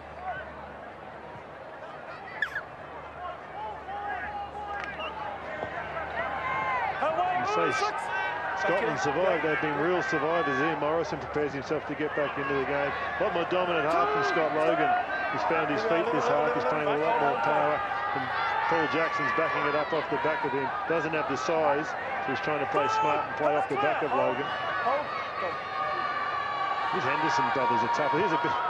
John Steele, wonderful work, just trying to loosen up those forwards, French forwards in the middle there. He's coming looking for the game. Henderson dominant again. It was Colton with the run, and this is Ian Henderson now on the back of that. John Wilson with an important tackle for France. Maybe Scotland on the last tackle. What can they do? Here is Danny Brough. Was he taken out there? was easy in the end for the fullback Jared Taylor.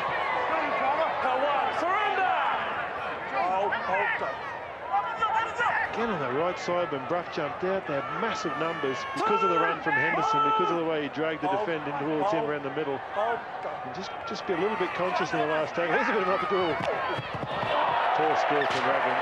You'll see why he was looking for that pass. It looked like Sadawi was away on the outside. Here he goes down short side. He gets the ball. It's not Sadawi out there. It was a poorly skilled pass, and John Mooney knew that. As far as it was 80 metres out, it was always a chance for the French to break away. But they haven't been able to do that. Scotland have a chance here. 20 metres away from the French line, they have possession at this scrum. John Duffy prepares to feed. Danny Brough, Kevin Henderson, John Wilson with the tackle. Brough again, this time for Andrew Henderson, and Henderson's ball finds Michael Robertson. That's how close they are to the line, Scotland. Driven at that line. No way through though for John Steele, I should say. Ian Henderson finds John Duffy. None in, and it's a great try from Dean Colton. Just when France had pulled away, Scotland come back with something themselves, and Dean Colton scores on his Scotland debut.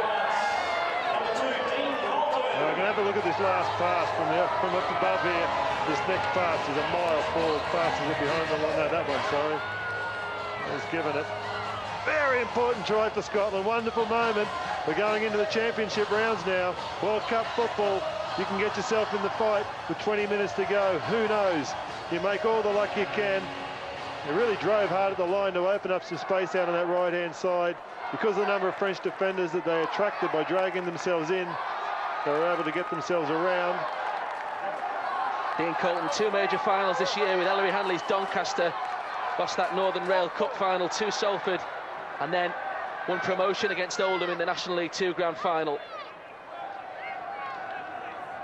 Now has an international try to his name. Can Danny Brough get his 3rd success of the night? It's a fantastic kick again. He's not had the easiest of opportunities with the boot, Danny Brough, tonight, but he has been faultless, and Scotland get themselves to within 6 points of France again. You can see the number of French defenders on the ball there. Lovely wide out the back passing. Henderson's been dropping himself out of the hooker roll, opened up some space, and a terrific effort from Nannon to get that ball into the corner. Yeah, you would be chewing your nails, John Mooney, because it's inside the last 20 minutes. It turns into a character fight as much as a football fight now. Whatever happens from here on in, the Bravehearts are exactly that. This is Scott Logan. Jeez, he's been instrumental in this half. It's important that to be fair, they've had to find their feet, these guys, and a lot of pressure on Robinson, Logan, these guys, a lot of expectation. And in some ways, the fact that they're flat is a bit of a compliment to their characters, and that they're probably overcooking, overdoing themselves, putting too much pressure on themselves. Probably McCormack said at halftime, just relax, go out and play your normal ball game, churn it out, get the yards out, get the guys going. He's done that well, as Brough will be looking for a 40-20. He's kicked out from outside the foot. A good kick, though. Great kick, good field position kick. What's the chase like for Scotland? Sadawi to run it back for France. I'll tell you, there is 6 French players who drop their heads, hands on hips, and they are still not even behind the Scottish defensive line. They are way out of position. Real good time here for Scotland to not only win tackles 1 and 2, but just get this set, keep them turned around. Just make sure you're tidy and don't give away a penalty, and don't give away cheap yards. Murphy played the ball for Bosk. That's the fullback, Jared Taylor. Fallouche, big hit there coming in from Patterson. And Jackson as well. Gresek with the kick. It's been spilled, but towards his own line there. John Steele survives that alarm and cuts back in field. It's a good run in the end from John Steele. Good contribution there. Keep possession for his side. The French captain Looking uncomfortable. Scotland only 6 points adrift now. 3 minutes into the final quarter of the match. This is Morrison, over halfway for the Bravehearts. Find some support runners, Scotland. Go in numbers. This is the time to break them. Brough on the bounce. Patterson sensibly keeps possession. He's made an impact, Patterson. He's been good for them here. This is Andrew Henderson. Space in which to work. Eventually collides with Fallouse alongside John Wilson. Ian Henderson for Danny Brough. Brough offloads to Duffy, and Duffy with a kick. It bounces awkwardly initially, but Sadoui takes control. Duffy following up his own kick, and that's a great tackle there from John Duffy. Paul Jackson came in to make sure that the French player couldn't get up. This is Sebastian Ragan now. Scotland will hunt the mistake. Experience of Scott Logan in defence there. Just jumped in, third player into the tackle, and really slowed that ruck down.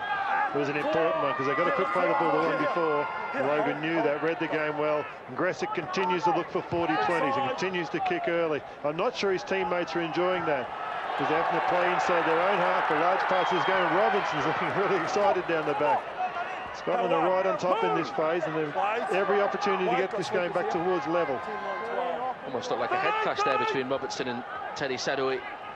If there's something that Scotland have to do, they do have to look for some support runners. They're running bravely. They need to get some blokes on their own. It's a little bit too much one out. You need to have those support runners to maximise the advantage of a tired defence. Scott Logan powers Scotland over halfway. It's been immense in this second half for the Scots. Kevin Henderson now. 4 gone for Scotland. Andrew Henderson. That's Jackson. This is Morrison. Fallouse in there. Upstairs for France. Last play coming up. Brough for John Duffy. And Duffy's pass to the sideline. Could Scotland be in again here? But eventually Mick Nanning can't control the ball. Play continues. And John Duffy touches down. Well, this will go to the video referee. Utter confusion in the French defence. And has John Duffy... Well, the first thing they've done is decided to run it on the last. The Scots don't seem to think that there's anything there. Duffy didn't really chase it. Look, don't know. Haven't got a clue. Let's have a look at it. Let's leave it to the video referee. It looks scrappy. They know as much as I. The reaction of the Scottish players wasn't overly confident. But what they did do is run. That created some space on the outside. What can we find? All okay so far. I guess it's whether Nannon plays that with his hand. He does. He's got the ball. Well, Rinaldi's hands chucked it forward, but it's, I don't know the rule there. Nannon's in control of it. Let's have a look. Well, your debate is, there's certainly no way that Mick Nannon's thrown that ball up into the in goal like that. It wasn't intentional. It's from Rinaldi swinging his arm around. If it's a judge to knock on off Rinaldi, it's a try. It's a try. Does Rinaldi grab his arm or the ball? Does he hit Nannon's arm or the ball directly? He hits Nannon's arm, and Nannon's arm projects it forward. I would suggest that that is probably no try, but that is a guess. This is a massive call for the video referee, Phil Cooley. John Duffy waits. His team trail by 6. This would cut the gap to 2 with the kick to come. Massive moment in this match. Pugh gave Scotland a chance of competing with France. What is Phil Cooley's decision? The try denied, and the Scottish contingent in this crowd boo that decision, as you would expect. It was a knife-edge call, really. And John Duffy denied. The other important thing there was Julian Rinaldi was not playing at that ball. He was clearly coming in just to make the tackle and tie the thing up. France with a let-off then, and the captain wants to make the most of that. Rinaldi for Ellimer. 3 Scots in the tackle, though. Armitt, Paul Jackson, Wilkes as well. This is Fallouse. Great work from Ian Henderson there. Henderson brothers combining, in fact Andrew as well in the tackle. This is John Wilson. France being made to fight for every metre by this Scotland defence. Good run though from Adel Fallouse. Tellingly, Thomas Bosk has instructed them to go all the way to the 5th tackle, so this becomes a different game for Scotland now. They're retrieving their kicks deep in their own half and have to bring it out from there. It's a good return from Robinson, but now the Scottish forwards have been turned around. This is Dean Colton, the latest Scotland try scorer. Come on, quickly. Here is Ian Morrison. Scotland have got to find some support runners. This is the time of the ball game to do that. We head down towards that last 10 minutes. The talent's there. They're right in this game. Come on, quickly. Kevin Henderson plays the ball. This is Chris Armitt now for the Scots. Last one coming up. And Danny Bruff's kick will go over that dead ball line. Will it? It's a brilliant kick into the in-goal area. Work for Jared Taylor to do. He's done really well to get back in the field of play, and Dean Colton concedes a penalty. And Angela down on the touchline, I think has Dave McConnell with her. Angela? David, we were talking about half-time about the kicking game needs to improve. Great kick there, and then, lo and behold, a mistake. Yeah, well, the kicking game definitely needs to improve. If we can get a little bit more repeat sets, apply a little bit more pressure, especially in the French 22, we can turn this game around. Very much still in this. Oh yeah, definitely. People have brought us off straight from the start with the size and the speed of the French, but we've worked on our line speed and our ruck, and if we can improve on that and keep it, especially come to the last 10-15, we're right in this game. Great vocal support here as well. There's a lot of Scottish people knocking about, great face paintings. Just hope you can stay right behind us all the way through. Thanks, David. The Scottish contingent of this crowd delighted with what they've seen here. Steve McCormack's men done their country proud. Trailed just by 6 points. 11 minutes to go as Casti gets onto Rinaldi's pass. The Harlequins hooker in there again. Good work though from Paul Jackson in defence. Good tackle on Christophe Molly. Gressek's kick. Colton does well. Dean Colton sensibly holds on to possession as Ragan comes in alongside Thomas Bosk there in defence. Stay in control, Scotland. You'll get a chance at some point. You don't have to force it now. You can go looking for something. When it comes your way, you've got to earn the right. That's good play. Duffy's been outstanding in the second half. He's really worked over, particularly the right-hand side of the field. Here he goes again. If he can just stay in control, that's good play. Get them downfield. This wasn't the set to win the game from a draw at level. This was the set to keep putting the French under some pressure, make them think about the game. And they're doing that particularly well. And there's a support line from Robinson. More of that. When blokes going into the line, look for some support lines. Let's get a good kick away here, Scotland. Last one. So Danny Bruff gets that kick away. It's a great kick as well. It turns Jared Taylor around. So the chase is great as well, and it's driven into the ground there by John Steele. That is fantastic work from Scotland. That's exactly right, Ben. I was about to say, you've got to think about what France are now thinking. And now they're thinking, even though they're up by 6, oh, Murphy. Justin Murphy's escaped, and Justin Murphy is quick. There's 3 in there for Scotland, and Danny Bruff will just want to hold him up. 1 or 2 afters between Bruff and Murphy, and then Oliver Wilkes steps in. Meanwhile, play goes on, and Teddy Sedoui has it for France.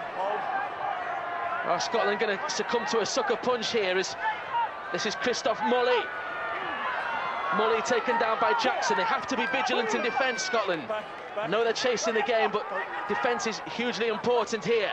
Ellimer, short ball, and Thomas Bosk has escaped. Thomas Bosk throws the ball up, it's a speculator.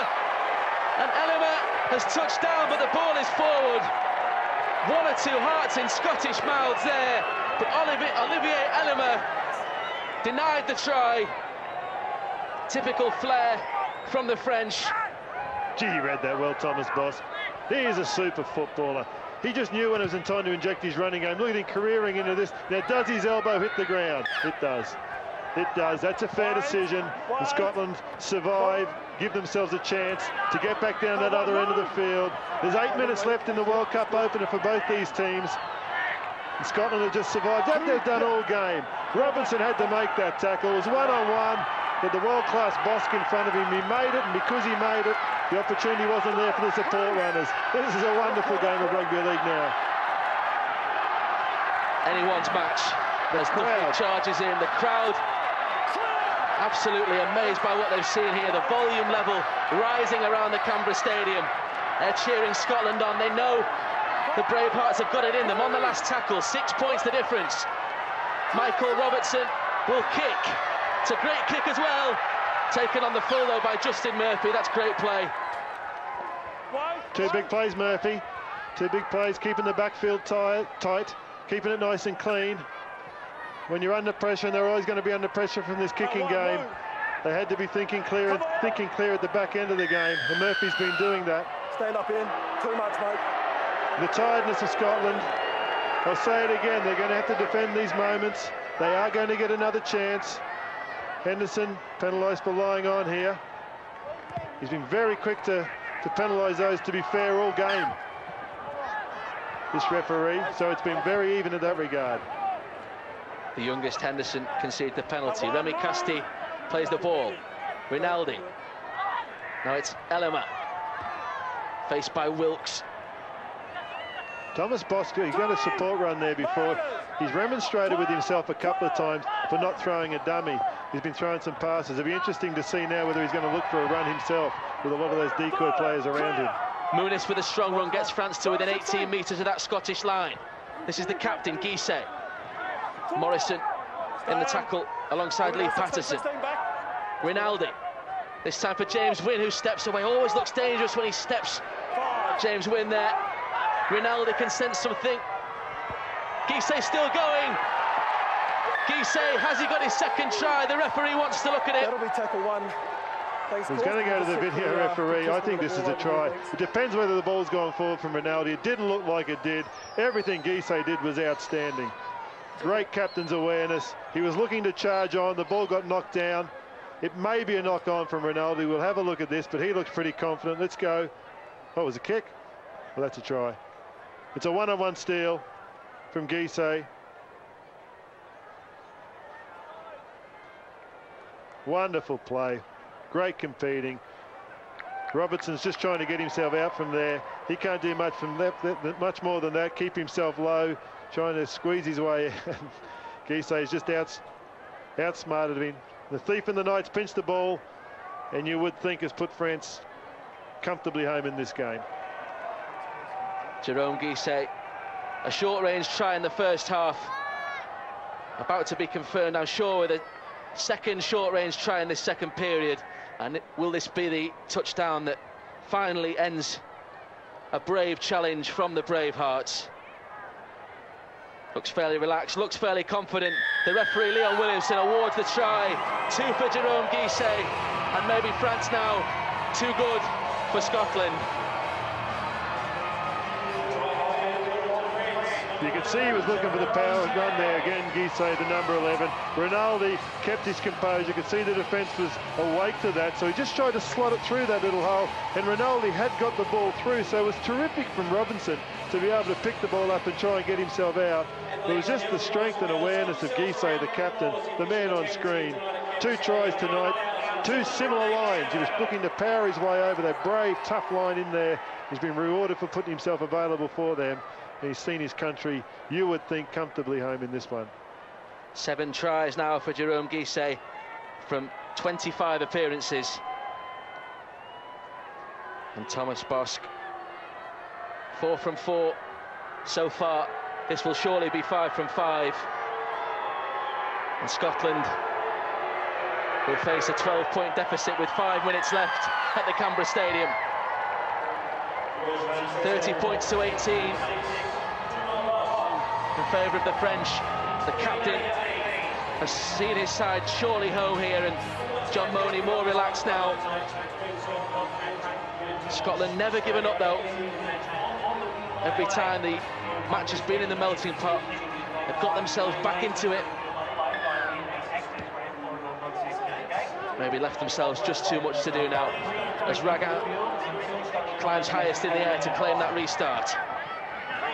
Wilkes with the tackle.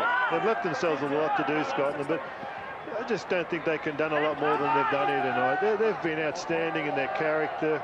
You come here asking them to kick, to chase, to play with a lot of enthusiasm, and they've just done all of that. They've just done things that they should be proud of. They've struggled the whole way through the game, but they've just managed to hang in there and be tough together. They could be very pleased with their efforts. France quarter-finalist 8 years ago. Steve McCormack looks on. Just one win would have improved the tally of 2000 for Scotland. Doesn't look like it's going to come against France, and with Fiji waiting in the wings, Scotland really do have it all to do. As it was James Wynne who went for the drop goal. Good pressure in defence from Scotland.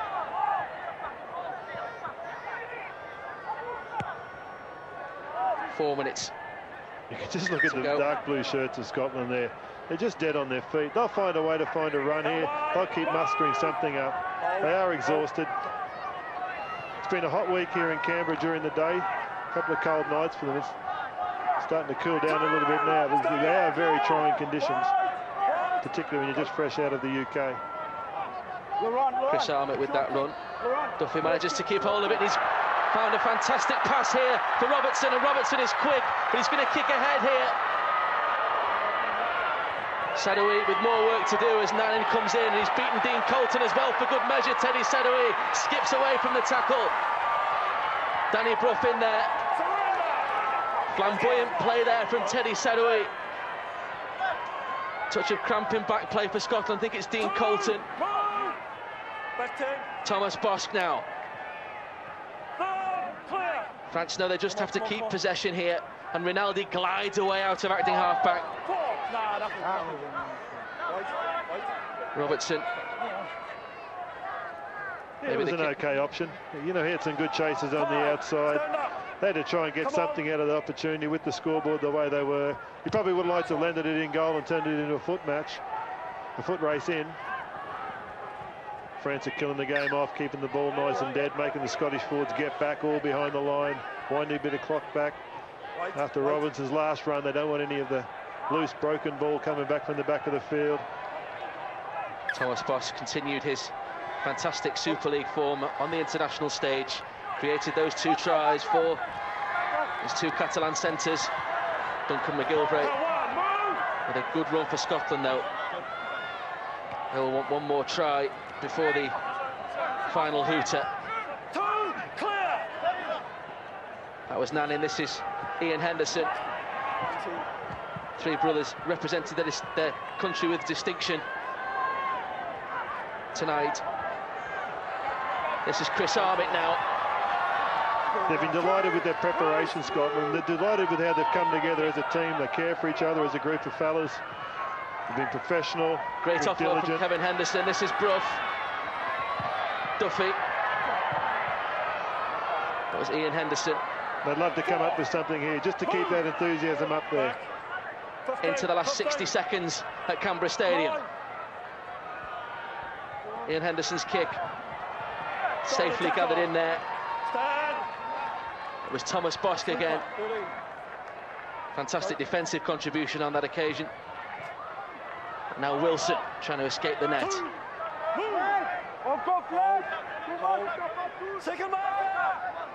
Full credit to France. They've had to deal with a fair bit tonight. The game's been under pressure for them for a long period. They are the favourites, a bit like England the night before, and it's hard to be favourites and come up against, particularly in the opening game, the enthusiasm of the young challenger in France. Great again showing their ability. Wiggling. This is Ragan, Sebastian Ragan sprinting away. Wilkes for company, gets it inside. This will be cruel for Scotland. Jared Taylor gives it away for Christophe Molly. Christophe Molly with the try. Cruel end to the game for Scotland, who really have been in this match for so much of the contest. But France clinical in possession, and they get the final say here in Canberra. Yeah, this is not about Scotland. This is full credit to the French here. Scotland have given their effort, and the French are just showing their class. They've had that ability. They've kept their composure enough at times to win this game, and they've got that ability to do this. Sebastian Rogani scored a try. Wonderful play in broken field. And they've kept themselves up. They could have just run this ball for 6 from dummy half and won the game and shut it down. But they kept themselves in good position, good shape, kept the ball moving through their hands, and they've deserved that try, and a wonderful try. And a good night for them, if you think about it, at the end of the day, exactly what they've come here to do. Christophe Molly then with the final flourish of a good French performance. 34 points to 18 with the kick to come. Scotland can be proud of their display. But France comfortable in this final quarter. Christophe Molly with a try in last year's 46-16 win over Scotland. Well, it hasn't been that margin this evening. Thomas Bosk gets the successful conversion. 36 points to 18 in favour of France. Well, Scotland, the outsiders for this one, they've covered themselves in nothing but pride. The effort has been there. The brave hearts really have been brave, and they really have been full of heart. With Fiji to come, it will be hard for them to progress, and it's France who've won here in Canberra. Scotland 18, France 36 at full time. Well, coming up, Australia, the 9 times world champions and holders, taking on New Zealand. We'll have the opening ceremony as well for you from the Sydney Football Stadium. And then on Monday morning, Ireland kick off their campaign in Pool 3 from 7:45 on Sky Sports 1. Well, a couple of late tries flattering France somewhat. A brave effort from the Scots, but they're yet to get that first World Cup victory. Christophe Molly with his 5th try for France, seeing his country to a 36-18 victory. We'll have the thoughts of Paul and Martin when we come back.